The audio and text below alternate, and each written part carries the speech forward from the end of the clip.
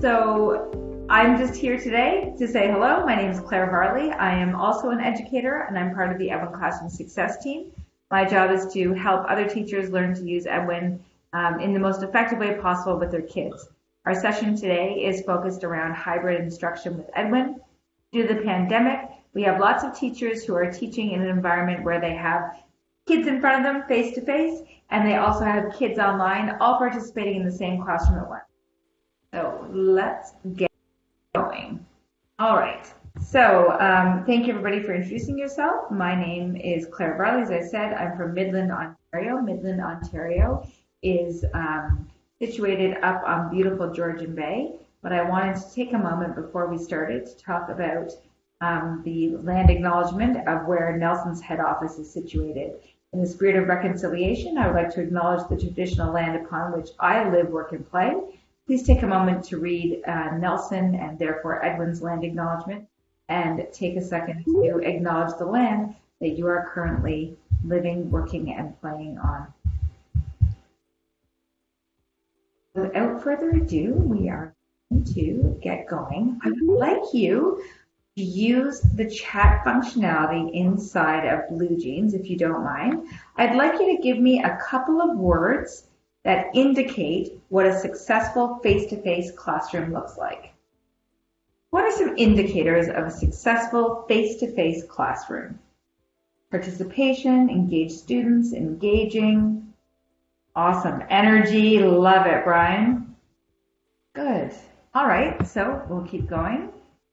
Interactive, terrific, Cecile. And so what are some of the successful indicators of a successful online classroom? Plenty of discussion, student directed.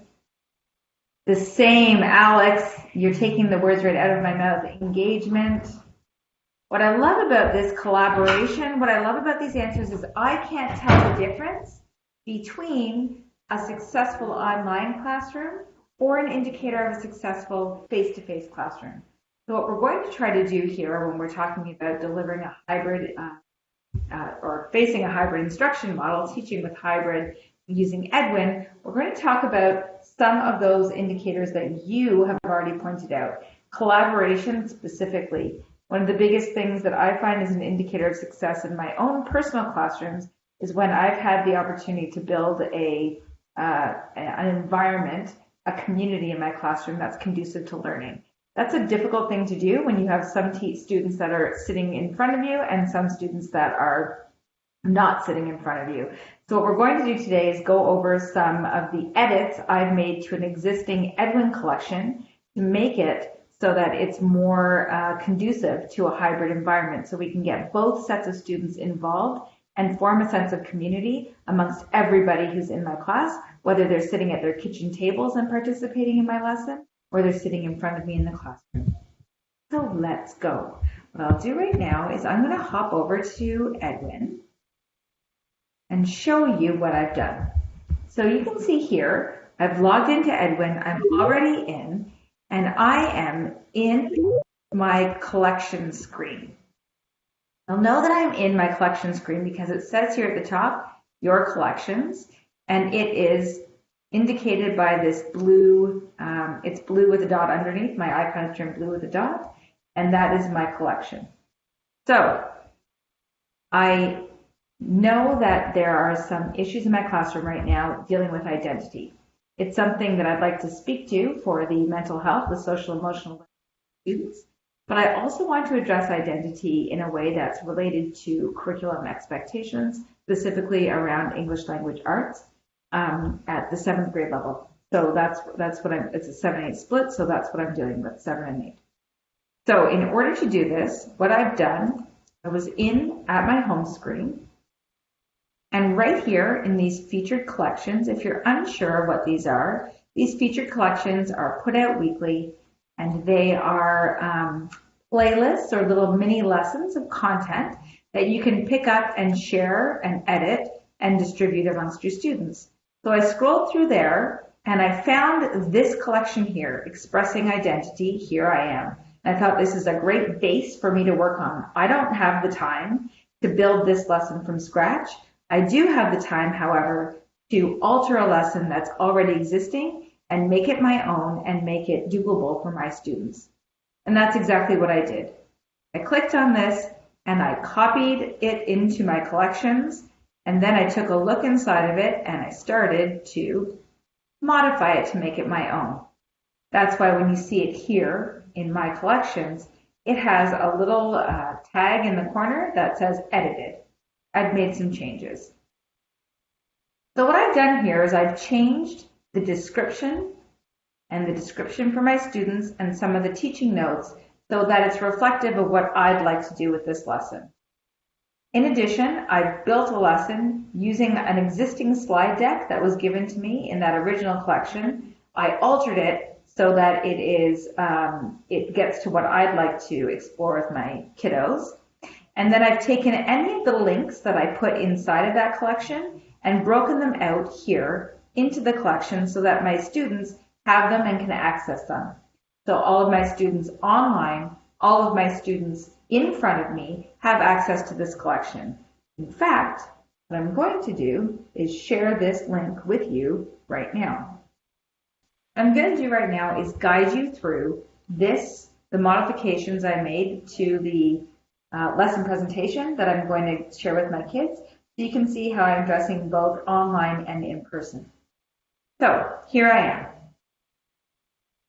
I'm starting off this lesson and I'm asking students to participate by telling me their definition of identity. What is identity? I want them to use 3 words to share their definition.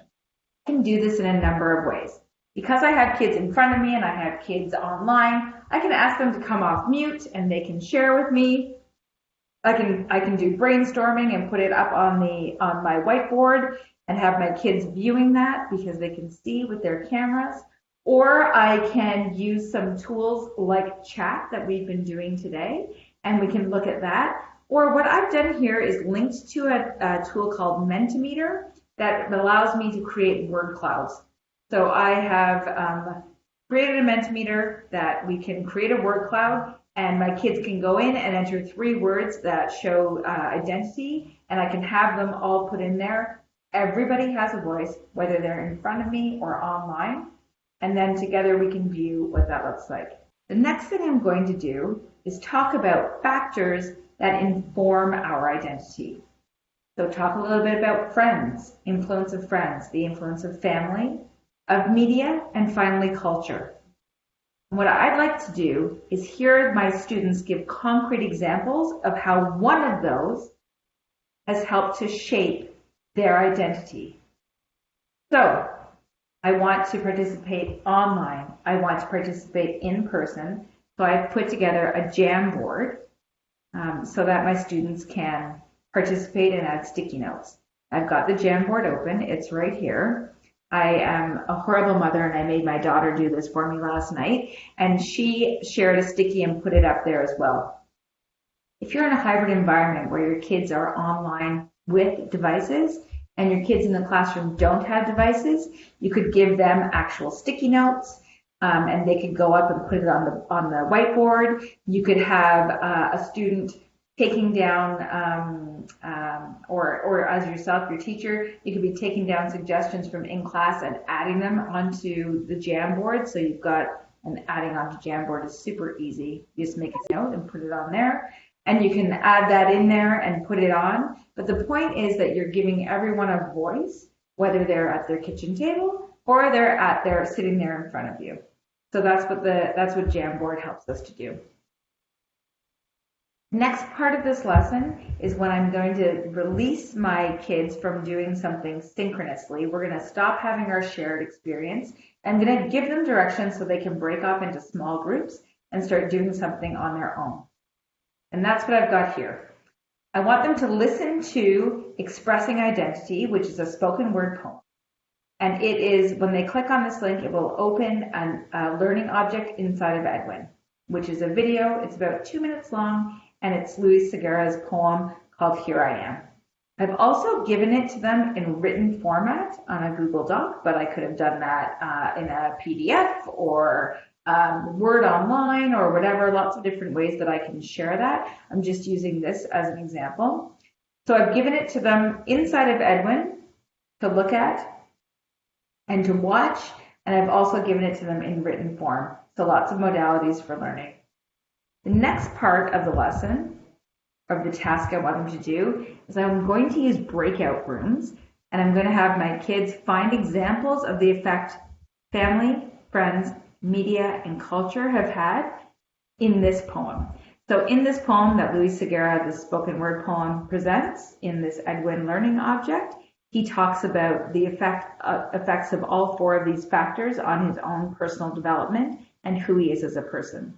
I want in small groups my kids to collaborate to find examples of what he says each factor has done for him.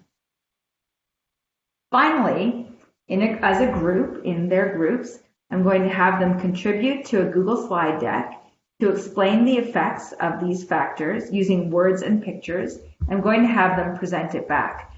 So here I've put together a slide deck. Sorry, wrong one. Here I've put together a Google slide deck. I've got a page for family, friends, culture, and media. And each group will complete their page, and then we'll have a shared experience where we share back what those factors were. In order to put them into groups for my breakout sessions, I'm going to use the spinner inside of Edwin. So I'm going to keep this up on the screen. I'm going to ask my kids to go into Edwin, click on Tools, click on the Math Tools, choose their spinner. I'm going to have them put their outcomes to 4 possible outcomes and give it a spin. I've landed on number 2, so I'm going to go back to my slideshow. If I had number 2, that means I'm in the family group, and I would have them go to that breakout room accordingly. Are there any questions about what we've done so far? So as you can see, I'm trying to have some collaboration between all students, irrespective of where they're learning from. So once they've done that, I have them finish the Google slide deck where they talk about identity, fill that out, and we'll present it back. And then I want to do some consolidation and reflection. And I'm going to ask them to do that by choosing one of these 3 options. So they can reflect back on their learning, either by using words, or they can use movement to reflect on their learning, or they can use pictures. They are to choose one and complete it and submit it through Brightspace or Microsoft Teams or Edsby or Google Classroom, however you communicate assignments to your kids. So if they choose to use words in their reflection, I'd like them to create a collection within Edwin that contains at least 3 items that explains their identity, and then use the notes in their collection, at the side of their collection, to explain the choices that they made. Finally, they need to remember they have to include at least 1 item from the Edwin library in their collection. If they choose to use movement, I want them to create a 1-minute video using whatever video editing tool you. A lot of cases, because people are using Edwin and they have access to WeVideo, they're using WeVideo. So I'd like them to create a 1-minute video explaining the factors that have impacted their identity. You must use titles and background music. This is very timely for kids who are familiar with using TikTok. It's a format that they are really used to creating and sharing back. And then the final option for a reflection on learning is to use pictures. I want them to design a cereal box that reflects who they are as a person, and they have to include details such as, their selling features, and choose a name for their cereal that reflects who they are as a person. So altogether, this gives them a chance to reflect on identity. It gives us an opportunity to talk about identity because it's something that's coming up in my classroom right now, and think about who they are as a person, think about the factors that go into shaping their identity, but it also introduces them to spoken word poetry, and they are listening, and they're reading, and they're reflecting, so I can relate it back to language and the curricular expectations that I have set out for them there. So if I go back into Edwin, you'll see I just here have all those pieces broken out. So Here I have the Menti that they can go in and do that word cloud. I've got the link there so they have really quick access and they can get to it right away. I have a link to the Jamboard so that they can go on there and they can participate by adding sticky notes in on how factors have shaped their identity. I have the Edwin learning object of the spoken word poem, that video. I have the document, which is the written form of the spoken word poem. I have the identity slide deck that's open for sharing so that they can all go in and collaborate and create their slides together. And that's what we have. And over here, I have what I've done is clicked on this pencil, which allows me to edit. And I can go in here and make sure that this is reflective of exactly what I want it to say. So this is a little bit for me. This is what my collection talks about. Here are some learning goals associated with my collection. But this is what my students would see.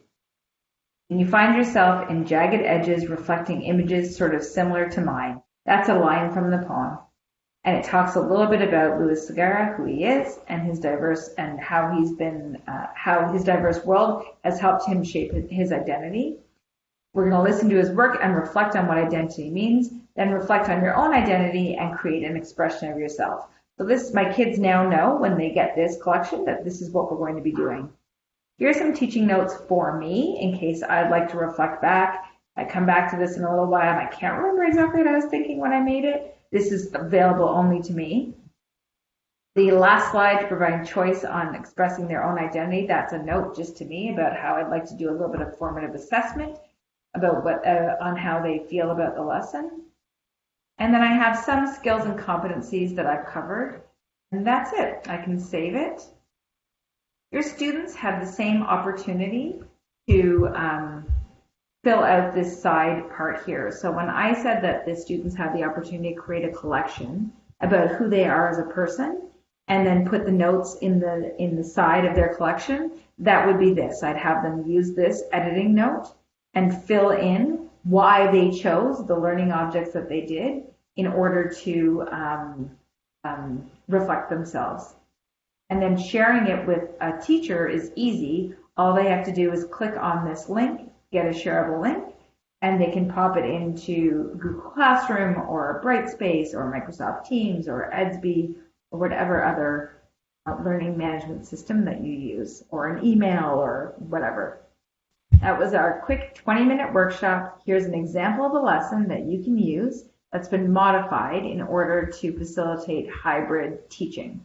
And it's as easy as finding an existing collection in Edwin, clicking on the slide deck that comes with it, and making those tweaks so it gives an opportunity for both in-person and online kids to participate and collaborate.